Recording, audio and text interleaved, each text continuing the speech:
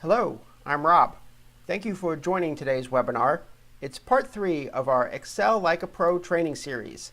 This is the advanced session. Across the past 2 months, we've covered the basic and intermediate topics in Excel. In this, our final session on Excel, we'll cover some of the advanced topics. A friendly reminder to make sure you've watched parts 1 and 2 of our Excel Like a Pro series, because naturally, today's session builds upon them. And you can look for those earlier sessions on YouTube, and we'll post this one there as well. Okay, let's get started. Here's our roadmap for today. We'll start out with more on functions and formulas, including naming cells and cell ranges, statistical functions, lookup and reference functions, and text functions. And then it's on to documenting and auditing, and we'll finish up with using templates, how to build them, and how to create and manage them. But first, let's start with where we left off in our intermediate session with more on functions and formulas. And first up is naming cells and cell ranges. So, what does it mean to name a cell? And why would we do it? Well, typically, when we talk about or reference a particular cell, we do so by its coordinates, A21, G12, R3, etc. This is the language of Excel. And when we write formulas using cell coordinates and ranges, we are speaking Excel's language. And as we all know, that can be cumbersome because cell G12 has a greater meaning to you and me than the worksheet coordinate G12. To us, it means team sales, right? But when we're creating formulas in this worksheet or in other worksheets or workbooks, it's simply an insignificant and fairly arbitrary G12 that we would write in those formulas. And it's also probably a temporary G12 because G12 could easily become G13 or G14 or G83 if and when we add new cells. So instead, let's make Excel learn our language, right? Let's give the cell G12 a name, like team sales, and make it easier on ourselves and anyone else with whom we may share the spreadsheet. Obviously, naming cells and cell ranges is another Excel organizational best practice. So before I show you how to name them, let's talk about that real quick. The benefits of naming cells and ranges are that they are easier to remember, and that reduces the likelihood of errors, and they use absolute references by default. So now let's look at how we do it. We're going to call this cell very simply team sales. So we could right-click on it, click Define Name, write in team sales, add a comment or two if we wanted to, and then click OK. Now, you'll notice something up here in the left near the formula bar. There's team sales. We could have named it here as well.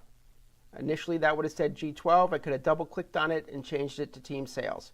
So there's two really easy ways to define names. There's a third up here. I'm not going to show you that now because you've basically seen it. So you'll notice there's an underscore. There are some rules around naming cells. Let's quickly go through them. You're capped at 255 characters, no more than that. The names need to start with a letter, an underscore, or a backslash character. You can only use letters, numbers, underscores, or periods. No other characters are allowed. And then this one's a little bit of the tricky one that can get you into trouble if you don't know about it. Strings that are the same as a cell reference, for example, B1, or has any of the following single letters, capital C, lowercase c, capital R, lowercase r, those cannot be used as names. So let me show you now how to name a range, because this is pretty cool. we're going to call this is all of our individual sales reps totals for the week. So we're going to highlight this entire range, and we'll name it up here. We'll just double click G2, and we'll call this rep sales. Okay, very easy. And here's where the power of naming is demonstrated. If we did a formula equal sum, sum, and then start typing in the name, and look, here it is, rep sales. It's added it to Excel's database. Click that, hit enter, you get the same total. You didn't have to do anything fancy. If you were going to gather a bunch of different weeks together, it'd be really, really easy. You wouldn't have to go back and forth from spreadsheet to spreadsheet, clicking on specific cells, or worse, trying to remember them as you built your spreadsheet over time.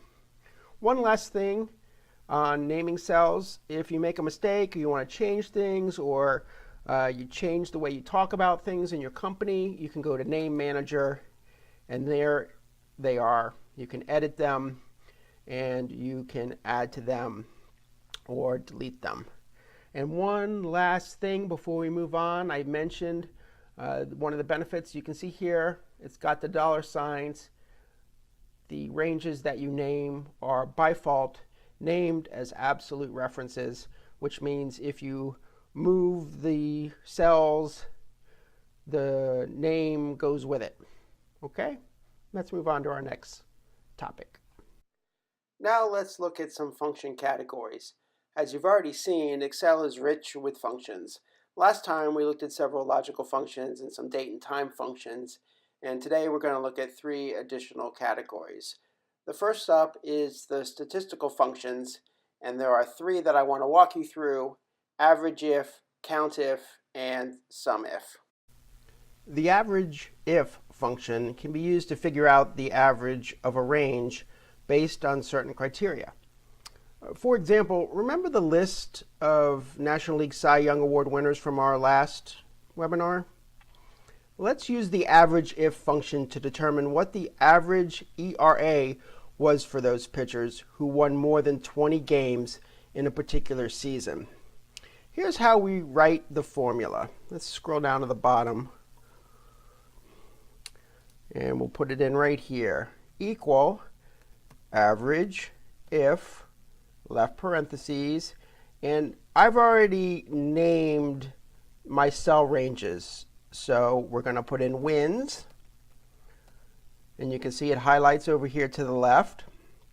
And then we're going to say wins that are greater than 20, or actually greater than 19, equal, comma, and then the second range I named was ERA. Hit enter, and there you have the average.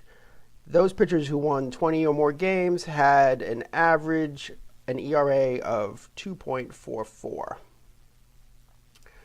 So I bet you can imagine how this function could come in handy for finding averages across a wide variety of scenarios. Some examples would be the average sales of orders above a certain quantity, average units sold by a particular region, or the average profit by a distinct quarter. Some food for thought on average if. Now let's move on to a sibling of average if, and that is called count if. The count if function is great for finding answers such as how many orders did client X place, or how many sales reps had sales of $1,000 or more this week, or how many times has a pitcher from the Philadelphia Phillies won the Cy Young Award. Let's use that last question to demonstrate the power of the count if function. We've got a little placeholder down here for our formula, and we're going to enter in equal count if, and then once again I've got a range named, and that range is team. Hit our comma, and then we type in Philadelphia. As you can imagine, it's absolutely essential to type in the text exactly correctly. And then we just hit enter, and there's our answer. And if we took a glance, this is a fairly small table, 1, 2, 3, 4, 5, 6, and 7 fillies. So there's a myriad ways that you can use the COUNTIF function. Obviously, the bigger the table, the more power the COUNTIF function will provide you. It's a great way to get basic information about whatever you like that involves counting number of occurrences. So let's move on to the third statistical function. This is the last in this group, and it's called SUMIF. Let's return to our Cy Young Award winners list and use the SUMIF function to show us the total number of strikeouts by the pitchers on this list who are in the Baseball Hall of Fame. We have our placeholder down at the bottom here. As always, we start with our equal sign, and we do SUMIF, and we've got a named range for Hall of Fame, comma, and we have the letter Y for anyone who has been inducted, and we want to see the number of strikeouts, and that range is called strikeouts. Double click. There's our answer. So SUMIF is a great way to do a number of real-world statistical analysis on the fly. For example, total commissions on sales above a certain price, or total bonuses due to reps who met a target goal, or total earnings in a particular quarter year over year. So that wraps up our quick look at statistical functions. Now we're going to move on to a really cool set of functions called lookup and reference functions. So the lookup and reference functions are designed to ease the finding and referencing of data, especially in large tables. We're going to start at the specific function called lookup, and to give you an overview of how it works, we're going to use this small spreadsheet. So to get your bearings, cells A1 and E3 relate to a variable interest rate that is paid on a bank account. For balances under 1,000, the interest rate is 3%. For balances between 1,000 and 10,000, the interest rate is 4%, etc., etc. Okay? Now, cell A6 shows the balance of a specific account, and then the lookup function is used here in B6. And what it does is look up the interest rate and applies it to the $45,000 balance. So note that the exact value, 45,000, isn't found in what is called the lookup vector, or B1 through E1, right? 45,000 isn't in here. And so the function matches the closest value below 45,000, and that's 10,000, and it returns the corresponding value from the result vector. And that's these here. This is the result vector, B3 through E3. And here's our result. So the formula looks like this. You can see the reference A6. You can see the lookup vector of B1 through E3. And then you can see the results vector of B3 through E3. So that's the basic way the lookup function works. And I'm going to tell you something that's a little bit complicated, but try to stay with me. So you want to note that the vector form of the Excel lookup function can be used with any two arrays of data that have one-to-one matching values. For example, 2 columns of data, 2 rows of data, or even a column and a row would work, as long as the lookup vector is ordered alphabetically or numerically and the 2 data sets are the same length. So, for example, 2 columns of data, 2 rows of data, 2 columns and a row would work as long as the lookup vector is ordered alphabetically or numerically and the 2 data sets are the same length. So, for example, 2 columns of data, 2 rows of data, 2 columns and a row would work as long as the lookup vector is ordered alphabetically or numerically and the 2 data sets are the same length. So pay attention to these areas here. They work together and they are not, they correspond in length. So now let's move on to two more lookup and reference functions, VLOOKUP and HLOOKUP.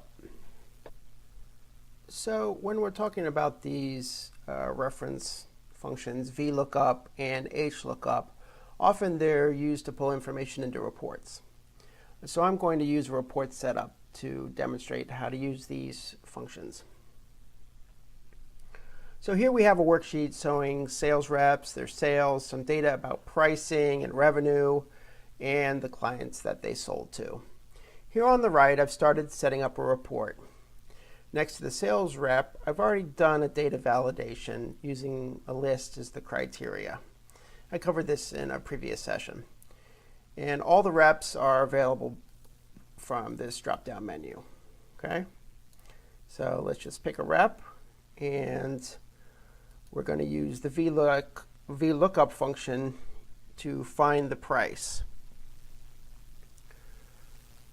So we start in the standard way, equal VLOOKUP. And now we're going to use our lookup value, which is actually whatever is in cell H2, comma. And now our table array, that's the entire table, not including the header row at the top. Okay. And let's go back up, comma. Our column index number, that is actually interesting. It's the number of columns to the right of our lookup value column, which is column A. So we want to get the price, so we're going to count from left to right, 1, 2, 3, 4. It's the fourth column, so we enter 4, comma. And for the range lookup, for our purposes here, we're going to write false. True and false are the choices. We're going to write false and hit enter. All right, so you can see here, rep 16, the price is 83. If we look right here, you can see there's the 83. Now let's do a similar VLOOKUP for client. All you need to do is we will just copy and paste. And we're going to make some changes here because we need to continue to look at H2.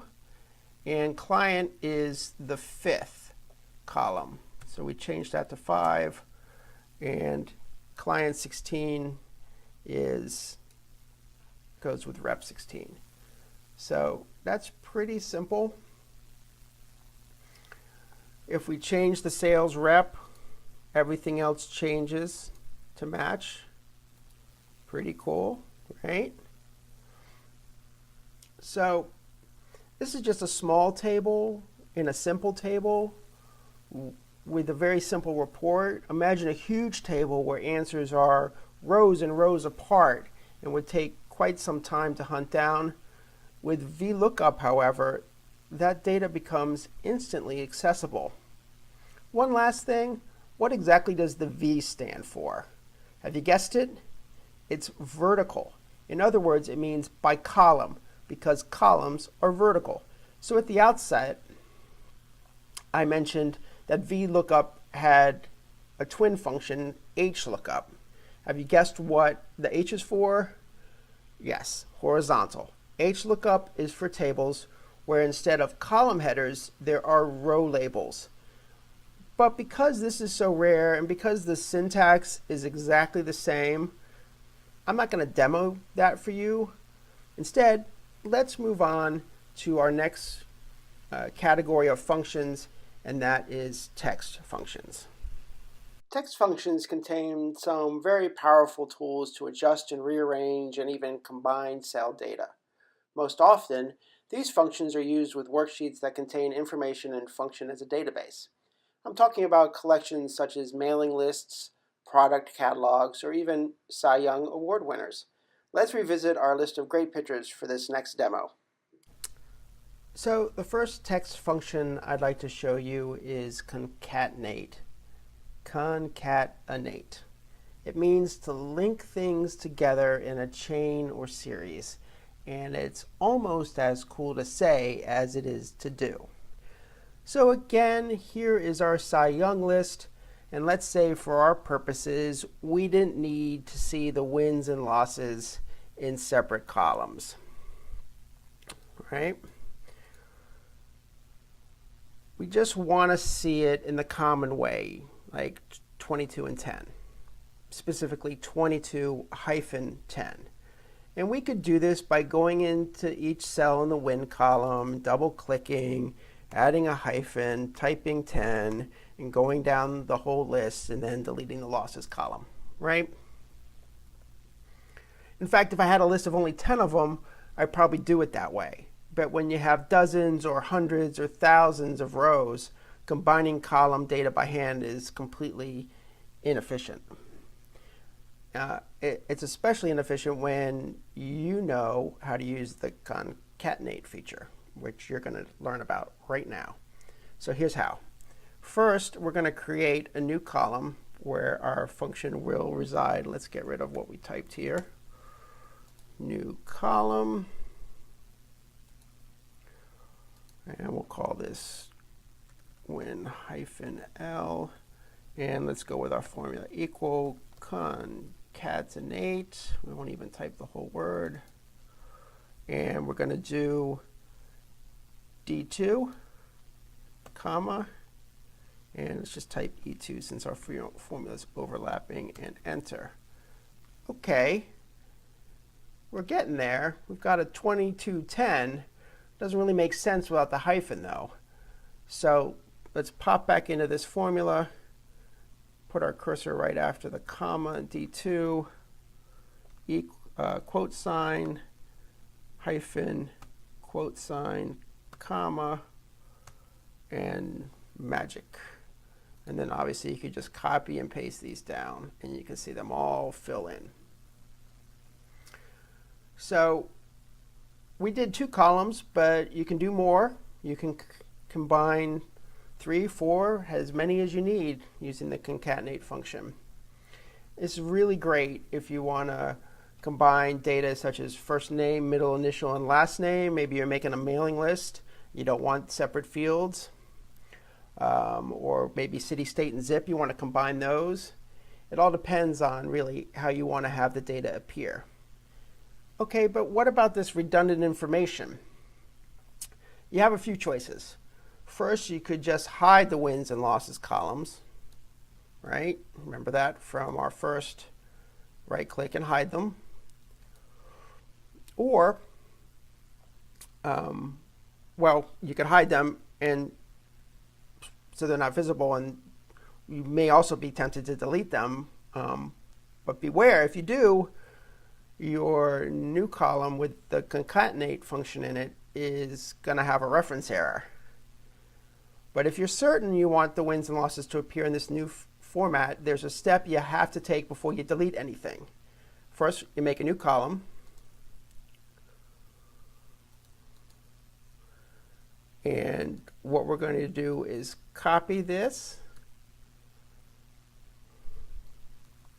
And then we're going to do a paste value.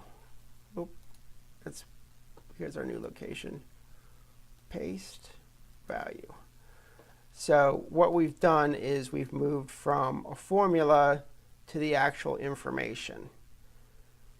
So again, be very careful. If you delete your source information without doing this step, you're going to be left with nothing. And we'll need to go back to an earlier version, redo the concatenate formula, and go through this process again. So heads up. So one of the things here that I also want to point out, if you delete it, or you want to do the, actually, forget about going back to a previous version of the spreadsheet. Here's another reason why you want to be extra careful before you want to delete. You can't use some other function to put it back the way it was in this case, because our data is inconsistent. If we look at our wins column, sometimes wins are single digit, sometimes they're double digits. Same with the losses, singles and doubles. In other words, the position of the hyphen is not consistent. We see it sometimes as the second character and sometimes as the third character. So I'm telling you this right now because it leads into our next topic, our next set of text functions. And let's take a look at those now. Now we're going to talk about the left, mid, and right functions. These are used to tell Excel that you only want part of a text string in a particular cell. So here we have a sample product list. On the left we have the product ID, and it seems to be a random set of numbers and letters. But really it's a code that gives us not only the product number, but also the factory where it was manufactured and the date of manufacturing. So let's say we want data in this product ID pulled apart so we can work with it in different ways. So first, let's pull out the date, and here's how you do it. You do equal, right, and then the source cell, which is A2, where our product ID is, and then we're counting back from the far right toward the left, and a date occupies 6 characters. And enter, and so we have the date here. Now it's not going to be in date format, but we can see that this is January 4th, 2018 if you're using the US style of dates. Okay, let's do the left and pull out the item number. Very similar, equal left, still A2, and we have a 5-digit product number, so we type in 5 counting from left to right. All right, so 10323, you can see it matches up just fine. So last is the mid function. It's similar, but it has an extra requirement. Equal mid A2, comma, and we're going to count from the left, and we're going to start with the 6th character. And we want it to then start counting at 6 and count a total of 3, which is the factory code, and enter. And if we were to copy this down, there you go. It works a lot like concatenate, but with kind of a different utility, right? So it's pretty simple, and just like we saw before with the concatenated wins and losses, you can copy and paste value into another column or row, and then you can sort it and format it. You don't want to work with the left, mid, or right function cells. You can't even reformat them. So just remember, this is a tool to get you to another place. And all of this works because, remember, you have to have consistency of the source data. So it all works because every one of these product IDs are the same length. If they were different lengths, you'd have to do something more artful. And we're not going to cover that in this particular session. All right, so that's it for text functions, and let's move on. We've talked all along during this series about organizational best practices, from setting up orderly worksheets for consolidation, to naming cells and cell ranges, to now documenting and auditing. The concept we've been promoting boils down to one idea: make your Excel files easy to understand for both yourself and anyone else who may use it. And that includes auditors. A clean, organized worksheet, more often than not, results in clear, error-free data, formulas, and functions. Our first topic in this section is commenting. The purpose of commenting is to add notes to yourself or especially for others. And they can include reminders, things that you still need to do, or formulas you need to adjust. They can include explanations of how a particular formula works or why a particular column is set up the way it is. And it can include, of course, suggestions, notes to other people for changes you'd like to see made. So let's add a comment. You'll find the New Comment button under the Review menu up at the top. Here's New Comment. First, click the cell you want to use for your comment. Click New Comment. And let's say, remember to double check rates above. Okay? So when you're done, you just click outside the area and the comment disappears, but it's here where the red flag means. So anywhere you see a red flag, you have a comment. Okay? So what if, in this case, your name doesn't appear in the comment? Here's how you change it. Go to File, Options, General, and then down here, and then just change the username to the name that you'd like to show up in the comments. Now don't worry if you've already done a bunch of comments, it will make the adjustment for you. No need to go back and change each one of them individually. Okay? So if you'd like to format the comment, you just click inside anywhere and you can format the text right here, format comment, and you have the different text controls like you've seen other places in Excel. If you want to change the color of the box, the background color here, which is yellow, see how this cursor changes to the four arrows? Right click here, again choose Format Comment, and now you have a whole range of other choices. And you can change the background color under Colors and Lines, something like that. Hit OK, and now you have a blue. I know a lot of managers who use different colors for different members of their team. So there's certainly options. It's difficult to change the default color of comments. It's actually something outside the scope of our conversation today, but you can Google that and it'll tell you how to go into your Windows properties and make that change. And it is a universal change, so if you put comments in Word or PowerPoint, it'll change the background colors of those as well. So next, you don't have to roll over each one of these comments to see them all. You can just put your mouse over it to see them, or you can click on it to see them. You just go up here to Show All Comments, and there are all the comments that are visible on this particular screen. Last, to delete a comment, click on the cell that hosts it, and then go up here and hit Delete. Or you can do the 4-arrow again, click on it, and then press Delete on your keyboard.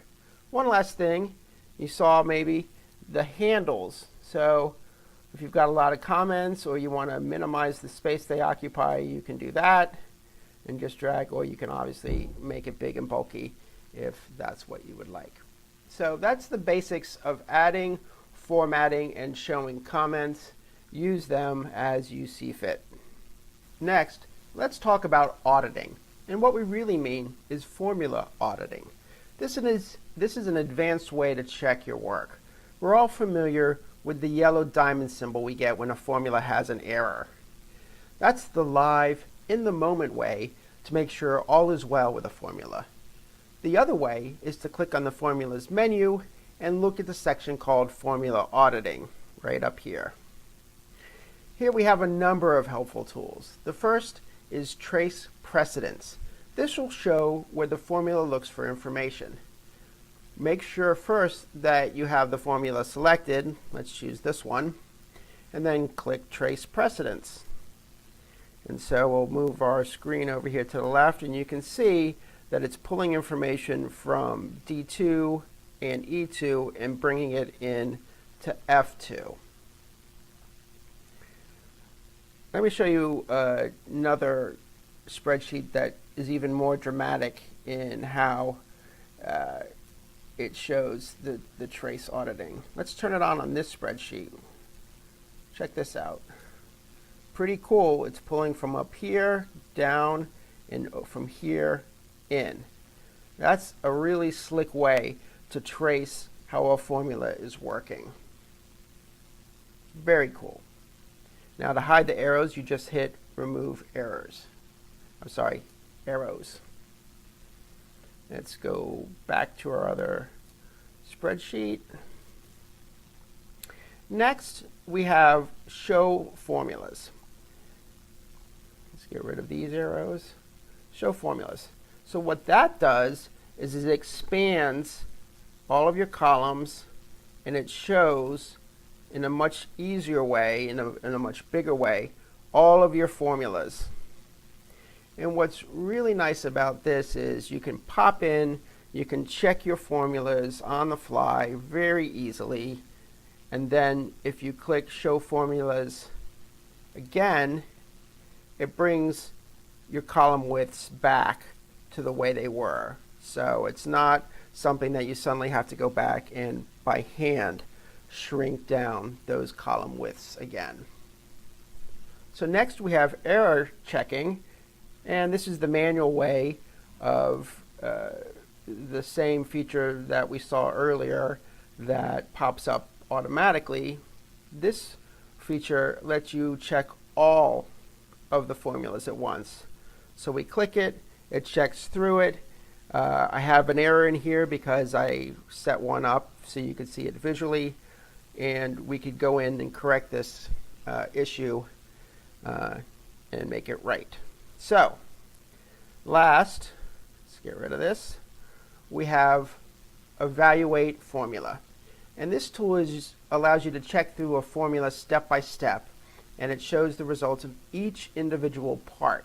It's another great way to debug a formula that isn't quite up to par. Let's see it in action. So here we have the formula that we want to evaluate. We click the evaluate formula button, and we get this dialog box. And you can see it's starting with D2. It's got an underline there. So we click evaluate, and look, it's changed it to the actual value of D2, which is 22. We evaluate again, and now it's shown us that E2 pulls in this one more time, and now we see the result of the formula. So you can trace your way through this step by step and figure out the issues that you may be having in a formula. So that's a look at the set of formula auditing tools in Excel. The last thing I want to talk about in this section is protection. With protection, you're able to lock and prevent changes ranging from individual cells to groups of cells to worksheets to entire workbooks. You can also protect comments from being moved or the text edited. Let's start with the most common protection, the entire workbook. Obviously, this is used when a workbook contains confidential or sensitive information. For example, pre-release quarterly results, employee salary tables, staff member evaluations, to name a few. So here's how you password protect a workbook. This is the highest level of protection. It prevents the opening of an entire workbook. Click File, and then Info, and Protect Workbook. And then encrypt with a password. Enter in a password, and note the caution. You don't want to lose or forget the password. It can't be recovered. You probably want to use password management software to keep track of all your passwords, because you don't want to use the same password multiple times. We all know that. And remember that passwords are case sensitive. Click OK, type it again. I'm only using 4 characters. Obviously, you'll probably want to do something more secure than that. So once you click OK the second time, you'll see a very handy visual. It turns yellow. That means we're protected. To take the protection off, retrace your steps, just double click on the password one time, click OK, and now the yellow is gone and the workbook is unprotected. While we're here on the info page, let's look at some other levels of protection. The first is Protect Sheet. This allows for the workbook to be opened, but individual worksheets to be protected as you see fit. So it's right here, Protect Current Sheet. Let's see the options. Now we're taken back to the worksheet and we see a variety of options for what is allowed. In other words, by default, if you protect a worksheet, very little can be edited without the password. Anything you check here is what is allowed. And this dialog box is also where you would activate any cells that you have locked. So you can see here, Protect Worksheet and Contents of Locked Cells. So here's how you lock a cell. So let's choose this one. And all you need to do is right-click, choose Format Cell, and here on the right is Protection, and you can choose Locked, and you can hide the formulas by choosing Hidden. So let's see what that looks like. Click Hidden, click OK. We got to do one step here, which is we have to protect the sheet. Now watch what happens up here where you can see this formula. So let's do a quickie password here. Say OK. Password again. It's gone. So unlocked cell, you can see the formula. Locked cell, you cannot see the formula. You can also lock comments in the same way as we just locked a cell. So here's a comment. Let's make sure we hide show these. And we've got we need to unlock our worksheet first. All right. Now you can see we can edit this. Format comment. And here's protection. You can lock it and you can lock the text. And again, you have to then go and protect the sheet to institute that feature. So last, in the same way that you can protect the sheet from here on the Review tab, you can protect the workbook. This is just a quicker alternative to clicking File and Info. So that's an overview of the protection and security features in Excel. Let's move on to our final topic. So as we look back on our journey through Excel to this point, our focus has been on creating worksheets and workbooks from scratch. As we finish up, let's look at some of the templates provided by Excel and then walk through how to create your own. So during your course of working with Excel, you've probably, like I have, passed right by the collection of templates on your way to creating new workbooks. In fact, if you're a dedicated keyboard shortcut user and use Control-N to start new workbooks, you never even get to see the display of templates. Here's how to see them. Click File and New, and look at this collection. There are 25 built-in templates. Who knew?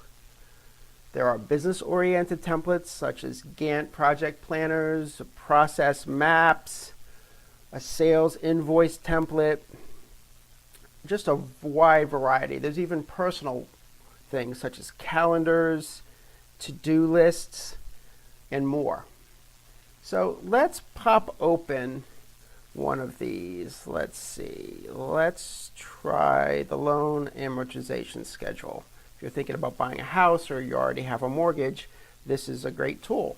And maybe you would look on the internet to find something to do this, or maybe you would try to create something on your own. But look, there's already something in Excel. It has comments that explain how to use it. It's got the formulas built in, so you just need to change one thing and you have a brand new worksheet tool. And you can edit it and save it back as a template if you like. So let's go back in to the templates, because this is really just the tip of the iceberg. Up here at the top, it says search for online templates. Let's try lists. Don't even leave Excel. It just brings up a whole new category of all kinds of different lists. Such a rich collection without leaving Excel and risking the wild west of the internet. You don't want to download random Excel files that you find on the internet. They could have macros that can do damage to your computer. So trust me, stay within Excel. So even more important is over here to the right, we have a huge category of all kinds of different templates.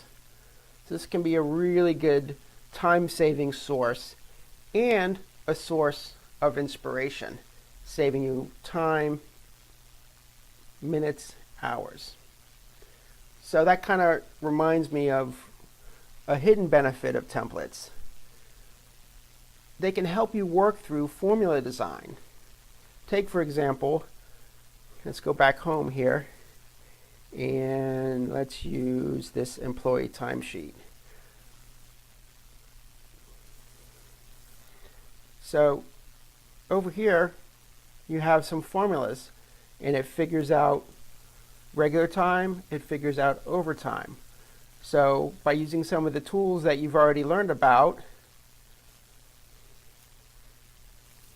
we can see how this sheet is designed. What a great way to visually figure out formulas without Googling, without trying to figure out the specific syntax way of asking a question in Excel. So that's built-in templates.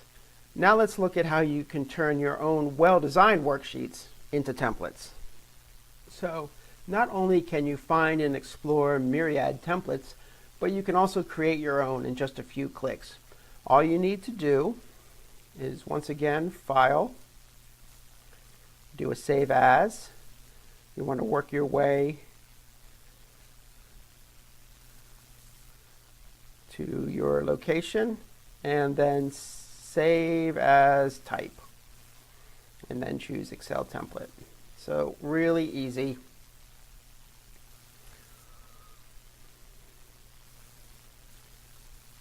But before you do one of these on one of your worksheets, some tips. Let's click out of this. You want to remember to finalize the look and feel of your template. Choose your colors, choose your fonts, make it look really nice. You want to use the review and auditing tools to make sure there aren't any errors. You want to remove any unnecessary data. Let's say you're going to send this loan worksheet onto a friend. Well, you don't want your financial information in there, so take it out. And you want to unprotect cells or protect them as appropriate. And last, you want to create comments, as they did here, to give others guidance. So there you have templates. How to find and explore Excel's collection of available pre-built templates, and how to turn your hard-earned workbooks into templates for reuse and sharing. And we're done. Thanks so much for joining me today. That completes our Excel Like a Pro series. I hope you've enjoyed these sessions and found them helpful. Please join us next month for a very special session on General Data Protection Regulation Compliance. If you have heard of GDPR, you should check in on this session. Hope to see you then, and until then, take care.